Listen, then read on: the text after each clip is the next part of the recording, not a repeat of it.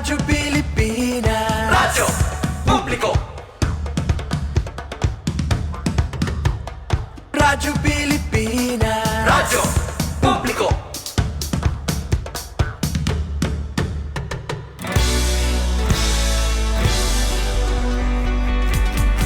Mahalagang mga balita, napapanahong impormasyon.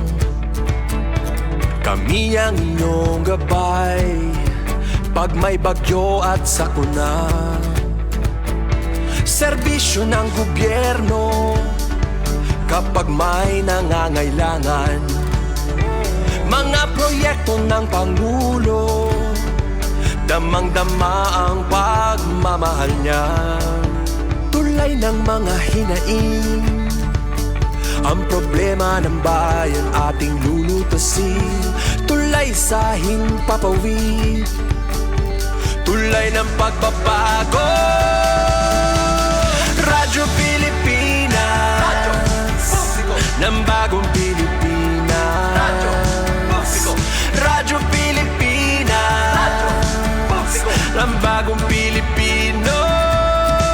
Mga proyekto ng Pangulo, damang-dama ang pagmamahal niya. Radyo Pilipinas, Radyo Publiko. Ang boses ng Pangulo.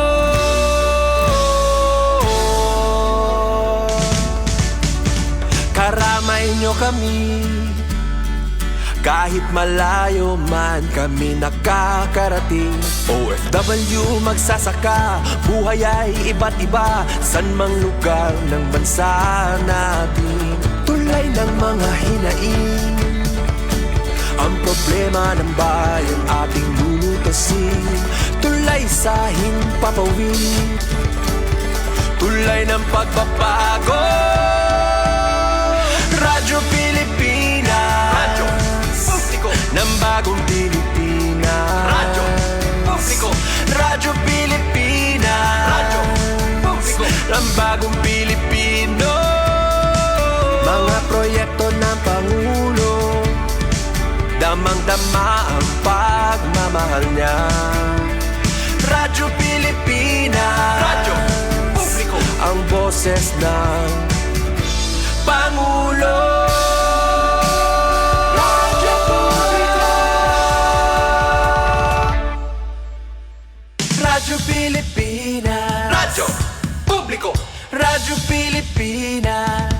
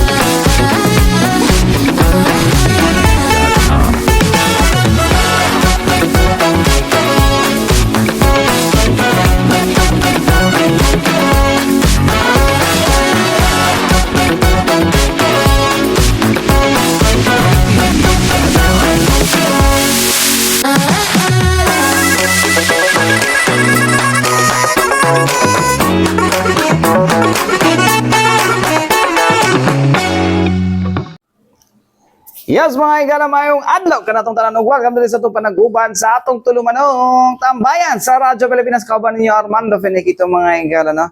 Anyways, mga igala, kamusta mo diha, no? Okay pa ba ta diha, no? Dihang sitwasyon, dihang mga dapita, no? Kamusta inyong dapit inyong mga lugar karon, no? Doon na ba pag-ulan, no? O giulan ba, no? Actually, kun na possibility lang man mo ulan, mga igala, no. So atong i-assume, mga igala, no, nga ulan nun ang inyong ato i-assume, mga igala, nga naay pag-ulan nga mahitabo karon, no? It's because of kining nga localized thunderstorms, mga igala, no, o isolated rain showers, mga igala. So ayan, normal ra man gyud ang mga igala, no. So karon anyways, mga igala, how about sa itong mga kwandra, no, sa itong mga commuters, mga igala, nga nagapabinaw sa tuwa, okay ba mo diha, no? Okay ra ba mo? Char.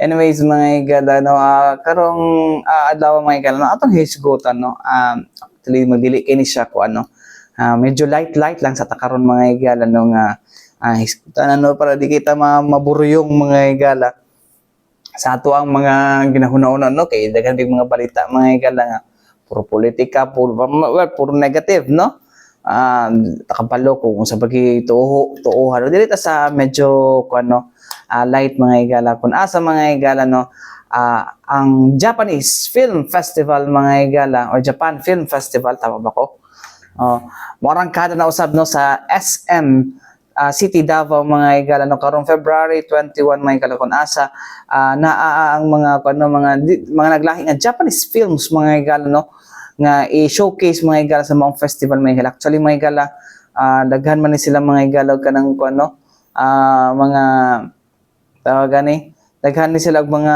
lugar mga igala sa Pilipinas na pahigayunan sa Japanese Film Festival mga igala. Actually una diri Manila, Baguio, Iloilo, Cebu, o ang isa ra diri gid mga igala ang daang kuan mga igala Mindanao, ang Davao mga igala, no? So, daghan ng mga daghang mga salida ang naka-line up mga igala no. Kung unsa ni ilang ipalabas no. Ilang ipalabas sa opening mga igala karong February 21 is kaning Godzilla -1 mga igala mo tapos sa Netflix mga igala. Pero well, kabalo ta.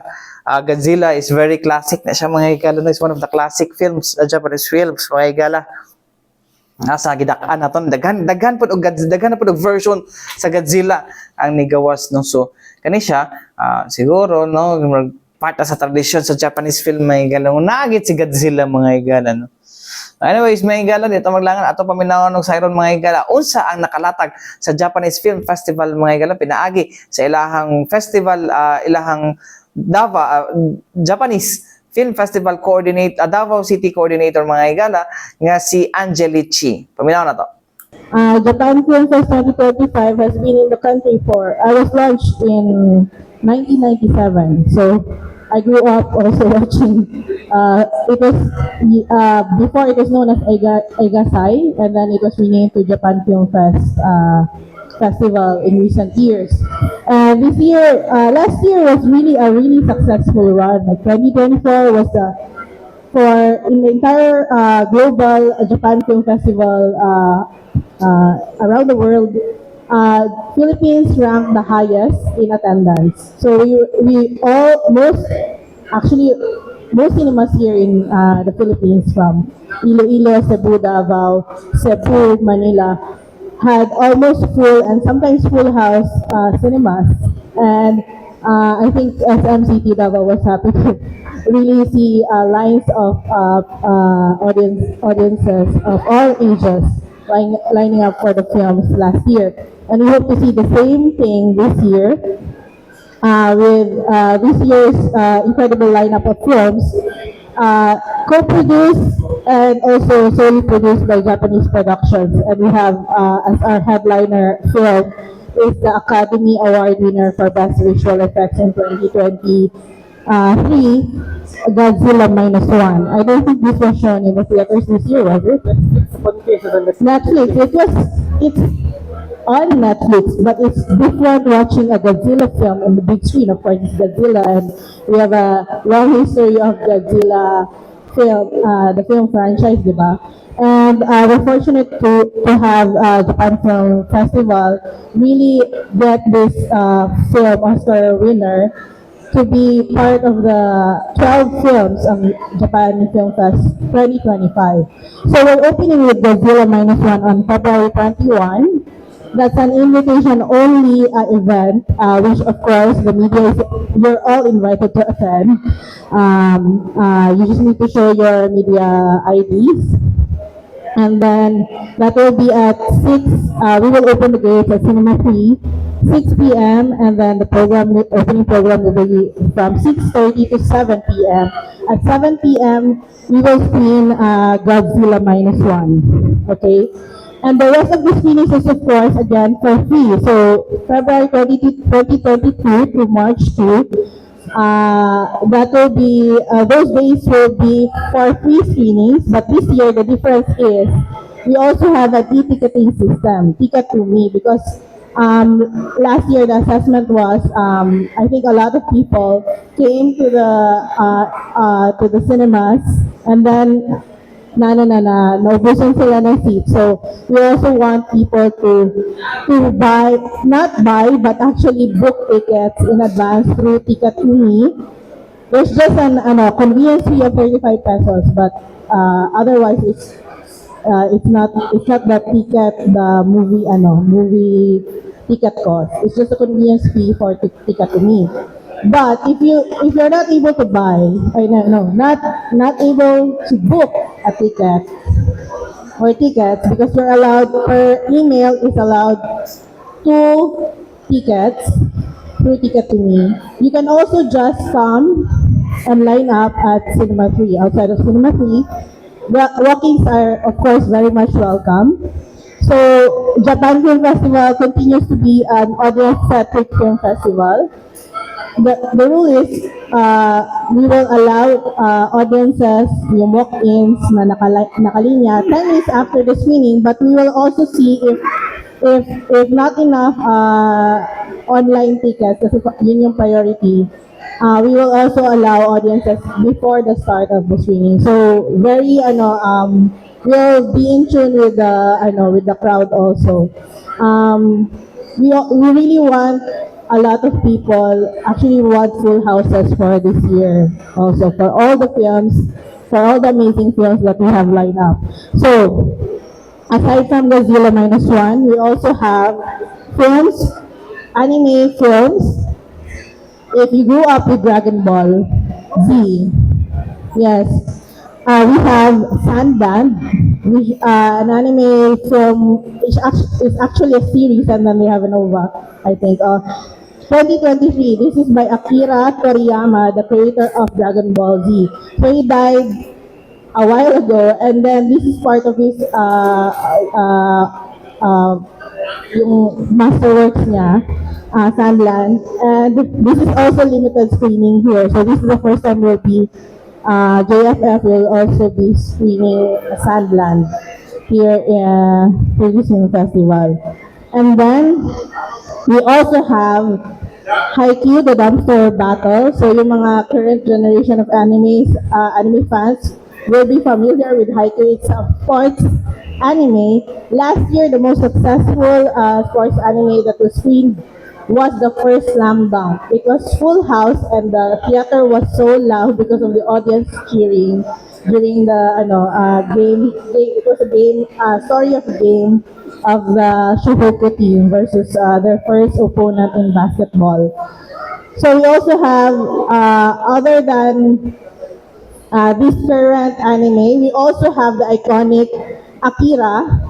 This was first released in 1984. This is the iconic movie. I hope you've seen it in another way before, but this is the first time we'll be seeing this in the big screen here in Davao City. So this is a 1984 classic, 1988 classic, and it has spawned a lot of influences in current popular and popular culture, TV and films. Yung may mga references towards this anime, Akira. And then we also have international films like Wim Wenders' Perfect Days and many more. And there's also one film that's a co-production, Japan-Philippines co-production. We will have the director, he will be coming to the first screening. Actually, it's considered the Davao premiere of his film called Dito, or Here. Diba? Dito is Tagalog for Here. He's well known in Japan as an actor turned director. His name is Takashi Yuki. So he directed and also stars in this film, Dito. It's a Japan-Philippines co-production first released in Cinemalaya, I think. And then this is the Davao premiere on February 22 at 1:40 p.m. So you're also invited. And Takashi Yuki will be there. although we won't have yung Q&A, but we will just present him. And then the film is, since it's a Japan-Philippines co-production, the film also has a Filipino supporting cast, like Mon Confiado, Liv Veloso, actually Manny Pacquiao also has a special appearance in the film because it's a boxing film. So it's about this retired old legendary na Japanese boxer who tries to bring his career back while in the Philippines. So he trains under, Filipino, coaches. Anyway, so we hope you will also come. And we will also be inviting schools. We have invited local schools and universities to attend the screening, especially the opening film, and also the specific film screenings that are also within PG-13 and R13 and R16. So we have 9 films that are PG. These are Haikyuu, Monster by Kuraeba, this is also a favorite. Under the Open Sky, Let's Go Karaoke. Under Bito, BT is a PG movie. The Imaginary, this is an anime also found in Netflix, but also better seen in the big screen. Perfect Days and Our Secret Diary. And then we also have 2 R13 films. No, actually 3. Matched, Godzilla -1, and Sandland. And we have 1 R16 film, that's the Akira anime. So mo to mga higala, no? Ang pahayag ni Angela Chi, mga higala, no? Ang Japanese Film Festival Davao Coordinator, mga higala, no? So, mo to no, nindot na pa to si animated sports film, mga higala, tong Haikyuu. Nindot. Isa na sa mga nindot nga dapat tan-awon karong mga higala, tan-awon karong film festival, mga higala, Japanese Film Festival sa SM City Davao, mga higala, no? Hantod March 1 man ata ni. Mag-March 1 mag-run ang maong mga palabas, no? So libre na siya daw, no? Pero kinahanglan nimo mag early booking kung mapuno na, or early booking, no, para makabalo ang mga tao, no. Actually adto lang mo sa SM, kung wala man ila man nang i-allow ang kaning no, ang walk-in. Anyways, mga higala, balik kita man lang sa mga importante pa inumdum niya to si Bianan.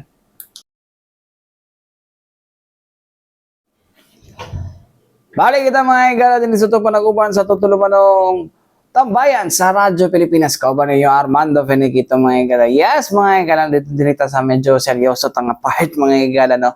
Ito ang na kay last time, no, ning bisita, no, si Special Assistant to the President, mga higala, no, dito sa 10th ID, mga higala, no, para katong gipresenta tong mga gipresenta dito sa maong panagtapok dito sa 10th Infantry Division na headquarters, mga higala, sa Mawab, Davao de Oro. Katong mga benepisyo, no, para sa katong mga mibalik na sa bakan sa balaod ng mga dati kaning miyembro sa New People's Army, mga higala, no. Well, mo gina, mga higala, no, kung dapat mo saad ka, dapat imo gina ihatag, no. Ihatag ginanin mo na, mga higala. Ayan na kanang sad tapos kung hindi niyo ihatag di ay, no. So, atong gobyerno seryoso, ana, mga higala, no. Seryoso tong gobyerno, mga higala, nga i-fulfill na nga promise, mga higala, for them, mga higala, nga dili na sila bubalik, mga higala, no, sa armadong pakigbisok imo na sa mga nakapalangan sa to ang progreso, mga higala, no. Natay mga mga negosyong mato dito sa una sa kabukiran, mga higala, pang sunugon man, no. Hindi mo bayad sa ilang tapos pila na day sila katuig day ila dadayanan ding mga komunistang rebelde, mga higala. So ato ang mga higala, dili na sila mobalik ba, no, mo na ang pero unta, no, at mga programa sa gobyerno gid man to, mga higala, no, gina-fulfill kini ilang promise, mga higala. Anyways, mga higala, alang sa dugang kasayuran, mga higala, regarding sa kuang ginayaw-yaw karon, no, ato ang paminaw, no, ang higpamaba sa 10th Infantry Division mga higala, no? Nga si Major Ruben Gadot mga higala, no? Alang sa maong hisgutan. Paminaw na to. Pagbisita, sir. Actually, ang objective gid, no, ang objective gid atong activity, no, is to highlight gid, no, ang klase-klase nga government initiatives kung paunsa ta magpa-surrender sa mga nahibilin ka, no. Una na siya ang objective, mga government initiatives, no. Daghan kay ni siya pwedeng through the mechanism of LCAC, no, ang mga interventions coming from LGUs, kining whole of government o whole of nation approach actually, no. Makita ni secretary and of course ang mga makakita atong activity nga tinabangay, no, ang mga nagkalahing ayon siya sa gobyerno para lang ma-entice nato nga mag-surrender pag itong mga nahibilin. Mo to yung pinakauna. And ang ikaduha nga objective atong activity is para mag-foster og trust og collaboration within different agencies involved, no, nga kinahanglan o dili lang nag-surrender sila is human na, no, natay mga shared responsibilities, particular gyud bottom line is ma-deliver tong mga intended benefits, no, sa ato ang mga former rebels, no. First is katong pag-surrender nila and of course ang pagtinabangay sa matag ahensya nga mahatag gid ang para sa ilaha. Nadara ang ICLIP, nadara ang amnesty program, no. So dito pa lang magkasinabutan na nga nagkalahi-lahi natay mga functions. Kami sa security sector, actually ang endpoint sa amuang documentary requirements is ang JAPIC certification lang, no, na masulod ni siya sa surfacing phase, sa upat ka phase sa processing of Enhanced Comprehensive Local Integration Program, no. Just to validate and confirm nga kaning ato ang FR nga nag-surrender is NPA gyud, dili siya bugos, dili siya nag-surrender lang para makakuha benefits. Kay speaking of benefits, no, gawas pa ni sa mga interventions sa LGU, 15K na gud ang immediate assistance. Then pag regular member pa ka sa NPA, ma-approve, no, sa police ug sa military kaning gitawag nato nga JAPIC lagi, Joint AFP-PNP Intelligence Committee, nga NPA job ka as a regular member, entitled po ka sa 50K worth of livelihood assistance. Then sa PUSEL, kung mabalaan gid siya nga gigamit gid siya or nabilong gid siya sa organization sa NPA, dili kay gipalit lang nato dira sa gawas unya, ano, no, naman na siya gitawag na sa PNP itong circular number 15 nila, no, number 3 series of 2015 sa April. Kaning sa firearm remuneration, nagkantidad po na siya from 20,000 pasaka, depende sa serviceability sa PUSEL, from low power to high power, pistol to rifle, no. So kinahanglan ma-validate to siya tanan nga JAPIC certification, dito lang ang papel sa military. And yet kung makita nato naapaghapon mi during presentation of FRs kay it is a shared responsibility lagi nga ipasabot mo sa ubang ahensya nga minahanglan na mo inyong tabang, excuse me, lalbi na gid sa mga napay pending, no, for 3,000 more than 3,000 former rebels, no, and growing, and ang figure nila nara sa 400, more or less 400 ang atong pending, no. So dili ni siya actually control na sa military ug sa police kay human na nga mo ang ano sa JAPIC certification, ma-certify lang na mo nga NPA gid siya. DSWD and DLG will take over the processing of ICLIP, no, and to include ang ubang agency, particular na gyud dito sa last phase na to, katong gitawag na to nga sustainability and community building phase, kung asa involved ang NHA sa ilang mga housing, ang LGU sa ilang mga allowances, no, ma-integrate sila sa mainstream society. Si Army dito lang siya supposedly sa JAPIC certification, but nganong natay monitoring kung pila ang pending, pilang nag-surrender nga wala pa ka-receive og ani o asa nga part sa benefits nila wala nila nadawat, natay ID system sa ilang gibuhat para quick look makita na to, uy napa lang ni siya sa immediate assistance. Mga kana tanan nga effort dili na mo na actually kontrolado ang funds ikan na siya, it's either sa central office sa DILG or sa other agency. But ang point is, member magunta sa National Task Force LCAC, no? O sa regional. During the talks, the meetings, natay voice nga may ipadala ulit nga maningkamot na butag tawhag sa ubang agency nga, uy, kung pwede ma-fast track na to ni. Kay if we fail to do that, no, taas kayong probability na imbis nga mayong programa ang dala sa gobyerno mag-criticize ta, mahimo pa nun siyang exploitable issues. Hinungdan nga ma-recruit ulit sila sa PICAS, mas lisod to. Kay mas bugat iyang buhian sa mga civilian dito sa sulod nga dili tinod ang programa sa gobyerno, kaya ako gani nag-surrender na ko. Pero wala nahatag, no? But mo na itong ginapaningkamutan. So, sa question, ma'am, is I think successful, no?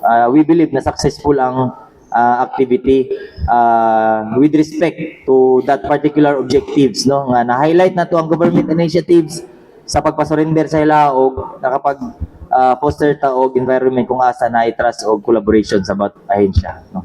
Thank you. So mga tumay no, ang pahayag ni Major Ruben Gadot Maygala, ang Public Affairs Office Head sa ato ang 10th Infantry Division mga higala. Anyways mga higala,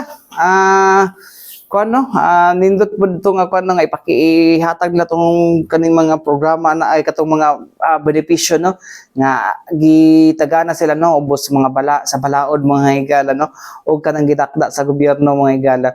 So unta gid, no, makapot nila, no, ang ilang malinaw na kinabuhi after na gibiyaan na nila, no, ang maong armadong pakigbisog mga higala, no. Lisod pud kay kung magkuan puta tawag kani kana maglingi-lingi ta permente sa to ang kuan to likod, no, kay para for both na mga higala, basta na sundalo nga nagukod sa imo, okay na kung sundalo or police, kay kung kuan ka dira mga higala arreston raman ka, no. About to mga uban diha mga higala, no, tapos dapat uban amo po dagay lang ginakuan is basig balikan mo sa mga kalaban pag nagkakuan naman daw nun daghan-daghan mga napatay ganing nga mga tag-as na leader mga higala sa armadong hotong mga higala sa NPA. So murag na dili na siya kuan, dili na worth it nga ipaglaban ninyo mga higala, no, nga well pwede man mo makigbisog pud mga higala, no, kung namoy nakita nga mali mga higala sa to ang gobyerno, pero ayaw pa ng ang mugod armas pod, no, kay lahi na siya nga kuan, lahi na siya nga tawagan ni lahi na siya nga ang sani lahi na siya nga kaning pakigkuan, no, pakigbatok mga higala, no, di na sa kuan storya lang kaya na mo storya, no. Part na sa itong katungod na, no, kaya naman na part na sa itong freedom of expression, no. So, anyways mga higala, chill lang sa takaron mga higala, no, o sa midweek na takaron mga higala, no, Merkules na, no, kaya sa 19 sa bulan sa Pebrero to 2000, bakit happy na kita mga higala sa Pebrero mga higala, no. So, next week March na kita, next Sabado. No? Anyways, mga higala, sa ngalan sa Tibok Persa, sa DXRP Radyo Pilipinas, Radyo Publiko Davao, mga higala, ako yung nakabalan Armando Finiquito. Alang sa tambay sa Radyo Pilipinas, hangtod sunod na usab. Daghang salamat o mayong adlaw mo sunod na ang Balitang Pambansa.